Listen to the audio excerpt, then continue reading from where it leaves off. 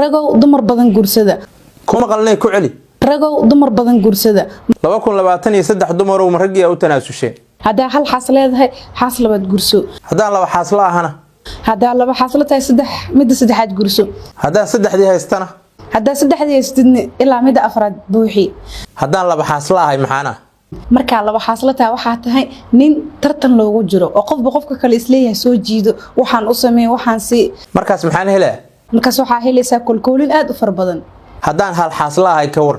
in lagu tartamo warkeeda daay waxa uu isleeyahay meel uu aado ama meel kale ma baheesto markaas inta lagu tuntaa wixii la rabana laga sameeysanaa dadka hal xaaslayaasha iyo kuwa laba xaaslayaasha kuwa dhib yar dadka laba xaaslayaasha ayaa dhib yar sababtu maxay tahay sababtoo ah qofka markuu hal xaas qabo waa qof oo hal il wax ka arkayo kaliya meel kale ku nasameyso meel kale buuq uga soo taga malahan mar walba hadii lagu buuqo hadii loo qeeliyo hadii la cadaadiyo waa in iska soo horjeedaan laakiin marka qofka laba xaas leeyahay hadii meeshan uu fahmo waayo xaafadiska loo tagaa oo iska nasana walaalay buuqa iyo waxa aad daldalayso anagu iska bulankana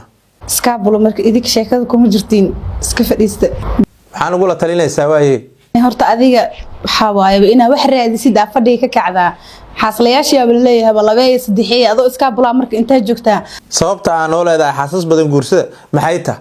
waa in lagu xiiso xaaskan hada isku dhacdiin isku buuqdin ka tagtid waa inay ku soo xiistaa marka soo laabanaysid oo xumaatada iyo dagaalkii cuqdadii la iloobo adoo lagu xiiso qaba meeshan imaato muhiimadu waa intaas 2023 dumar oo rag u tanaasulsheen waa maxay gabadhan waxa weeye dhahaysaa saddexaysto afaraysto waxa weeye rag xaasaska badsada ma la tanaasulay dhamaantiin ma la qabtaan oo waxa weeye rag ma u tanaasulsheen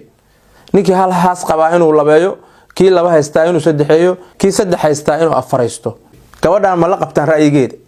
qaarkiin waa laga yaabaa inay ka gubanayaan oo la qabin 2023 wasaaraddu waxay idin wadaa dumarkii oo dhahaya waxa weeye rag xaasaska ha badsadeen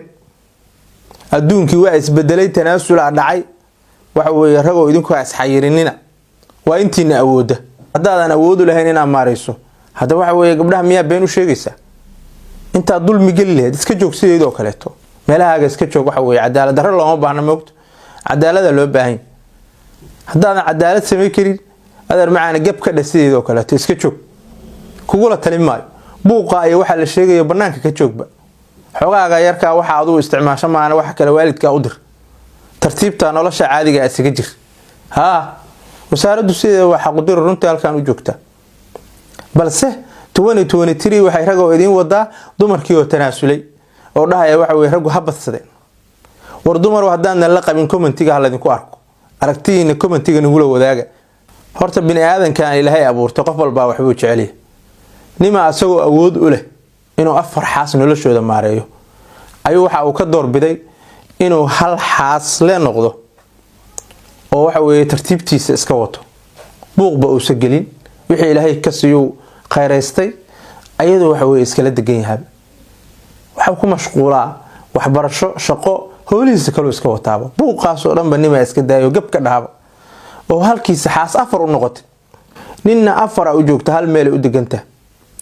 waxa weeye mid kala fiirinaysa ma jirto qaarkood waxayba wada bartaan baraga qaar oo waxa weeye caruurtoodii iyo dumarkoodii waxayba wada bartaanba waa wax jira